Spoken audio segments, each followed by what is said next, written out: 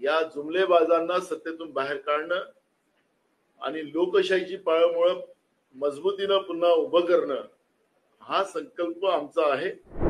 पहिल्या 2-3 कॅबिनेटमध्ये पूर्णच्या पूर्ण गॅरंटी आम्ही पूर्ण केल्या। तेलंगणामध्ये तेच झालं, हिमाचलमध्ये तेच आम्ही केलं आणि म्हणून राहुलजींच्या गॅरंटीवर भरोसा आहे। त्यांचं स्टार प्रचारकामध्ये नाव आलं होतं ते आम्ही रद्द केलं आणि ज्या पद्धतीनं त्यांचं वक्तव्य आता येतात आहे त्या आधारावर त्यांच्यावर शिस्तभंगाची कारवाईची सुरुवात झालेली आहे। आज रात्रीपर्यंत तो पण निर्णय येईल। ही निवडणूक देशाच्या लोकशाहीसाठी आणि संविधानासाठी महत्वाची आहे आणि या निवडणुकीला कुठल्याही परिस्थितीत महाराष्ट्रातून केंद्रातल्या सरकारला सत्तेतून बाहेर काढणं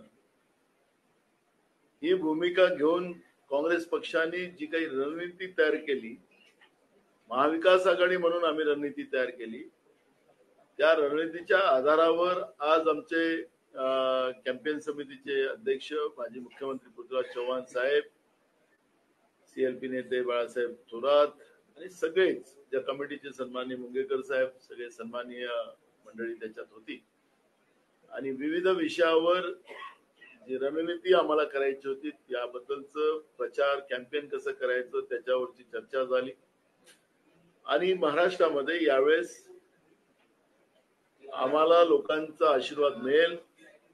जे मुद्दे घेऊन आम्ही लोकांच्या पुढे जातोय, आमचे नेते राहुल गांधीजींनी कन्याकुमारी ते काश्मीर, मणिपूर ते मुंबईची यात्रा केली, देशातल्या विविध भागात ते पोहोचले आणि त्या माध्यमातून लोकांच्या जनभावना मग महिलांच्या असतील, तरुणांच्या असतील, शेतकऱ्यांच्या असतील, गरिबांच्या असतील, कामगारांच्या असतील, सगळ्या भावना समजल्या आणि जवळपास 5 गॅरंटी त्याच्यामधले 25 मुद्दे सर्व स्तराच्या लोकांना सत्तेचा वाटा कसा राहील आणि या सत्तेच्या वाट्यामध्ये सगळ्या समूहाला कसं सामावून घेतलं जाईल हे मुद्दे आम्ही आणलेले आहेत। ते मुद्दे डोर टू डोर लोकांपर्यंत पोहोचवणं आणि त्या माध्यमातून जी काही फेकुगिरी 14 मध्ये झाली, जी जुमलेबाजी 14 आणि 19 मध्ये झाली, या जुमलेबाजांना सत्तेतून बाहेर काढणं आणि लोकशाहीची पाळंमुळं मजबूतीनं पुन्हा उभं करणं हा संकल्प आमचा आहे आणि त्याच पद्धतीचं कॅम्पेन असेल, कमिटी आमची असेल, कोऑर्डिनेशन कमिटी असेल, आमची मीडिया कमिटी असतील, ज्या कमिट्या आमच्या आहेत त्या कमिटीच्या माध्यमातून हा सगळा प्रचार आम्ही करू अशा पद्धतीची आजची ही मीटिंग झालेली आहे। ज्याप्रमाणे आम्ही आमची जी गॅरंटी आहे, कारण की गॅरंटी शब्द सुद्धा भाजपने आमचा चोरलेला आहे। कर्नाटकमध्ये राहुलजींनी पहिल्यांदा गॅरंटी त्या ठिकाणी दिली। कर्नाटकच्या जनतेने राहुलजींना आशीर्वाद दिला, काँग्रेसला आशीर्वाद दिला, त्या ठिकाणी सत्ता आली आणि पहिल्या 2-3 कॅबिनेटमध्ये पूर्णच्या पूर्ण गॅरंटी आम्ही पूर्ण केल्या। तेलंगणामध्ये तेच झालं, हिमाचलमध्ये तेच आम्ही केलं आणि म्हणून राहुलजींच्या गॅरंटीवर भरोसा आहे। आमचे राष्ट्रीय अध्यक्ष मल्लिकार्जुन खरगे यांच्या गॅरंटीवर विश्वास आहे। हे बोलतात त्याप्रमाणे करतात आणि मग शेतकऱ्यांसाठी त्याला एमएसपीचा कायदा आणून 1.5 पट शेतकऱ्यांच्या शेतीच्या मालाला भाव देण्याचा एक गॅरंटी आम्ही दिलेली आहे। शेतकऱ्यांच्या ट्रॅक्टर असतील, विद्युत पंप असतील, त्याला लागणारं साहित्य असेल, खत असेल, बियाणं असेल, औषधी असतील, त्या सगळ्यावर लावलेली हा जो गब्बर सिंग टॅक्स आहे ज्याला जीएसटी म्हणतो, ते सगळे जीएसटी मुक्त शेतकऱ्यांना वस्तू मिळेल अशा पद्धतीची व्यवस्था त्या ठिकाणी केलेली आहे। कर्ज माफीचा आयोग निर्माण करून शेतकऱ्यांच्या त्या परिस्थितीमध्ये त्या शेतकऱ्यांचं बिना मागल्याने कर्ज माफ करण्याचा निर्णय यामध्ये आम्ही केलेला आहे। स्वामीनाथन समितीच्या शिफारसीच्या ज्या भूमिका होत्या, ज्या नरेंद्र मोदीच्या सरकारने गुंडाळल्या, त्या पूर्ण लागू करण्याची भूमिका आम्ही घेतलेली आहे।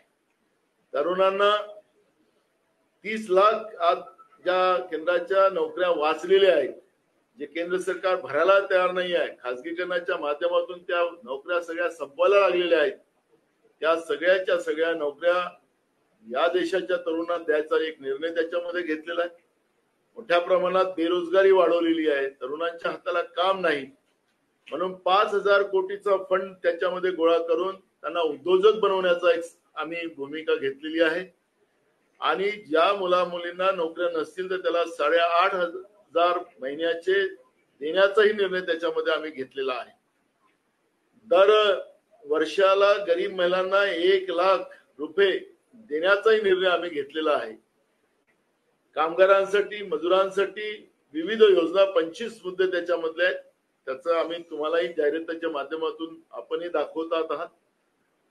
आम्हाला भाजपवाले विचारतात हे पैसे आणणार कुठून? आम्हाला तर उलट आम्ही देशाचे पैसे वाचवणार आहोत. देशाच्या जनतेचा हिस्सेदारी आहे, त्या देशाच्या जनतेला मिळालेच पाहिजे. पण तुमच्या मित्रांना मुठभर 500 उद्योगपतींचं 16.5 लाख कोटीचं कर्ज तुम्ही माफ केलं, तर तुम्ही आणलेले हे पैसे कोणाचे होते? हेही जनतेचे होते. तुमच्या मित्रांचे कर्ज तुम्ही माफ केलं 16.5 लाख कोटीचं. आम्ही तर 2 लाख कोटी रुपये फक्त लोकांचे पैसे आहेत, ते लोकांपर्यंत पोहोचवणार. आणि गब्बर सिंग टॅक्स ज्याचा उल्लेख सातत्याने राहुल गांधीजी करायचे, आमचं सरकार आलं तर गब्बर सिंग टॅक्स आम्ही रद्द करू.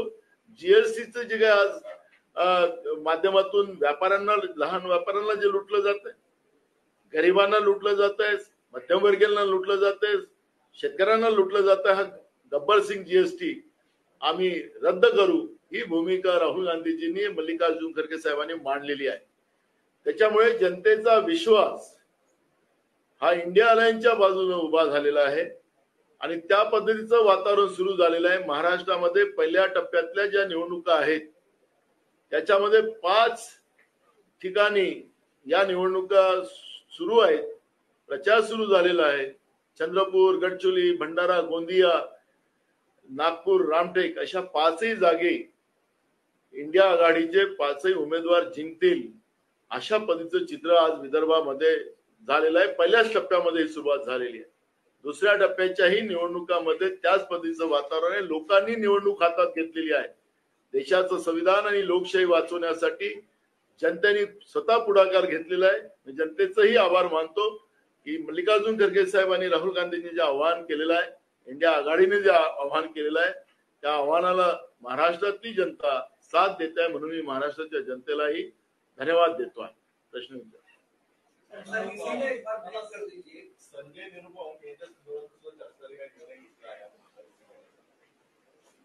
त्यांचं स्टार प्रचारक मध्ये नाव आलं होतं ते आम्ही रद्द केलं आणि ज्या पद्धतीनं त्यांचं वक्तव्य आता येतात आहे त्या आधारावर त्यांच्यावर शिस्तभंगाची कारवाईची सुरुवात झालेली आहे. आज रात्रीपर्यंत तो पण निर्णय येईल. त्यांनी कुठे जावं तो त्यांचा निर्णय.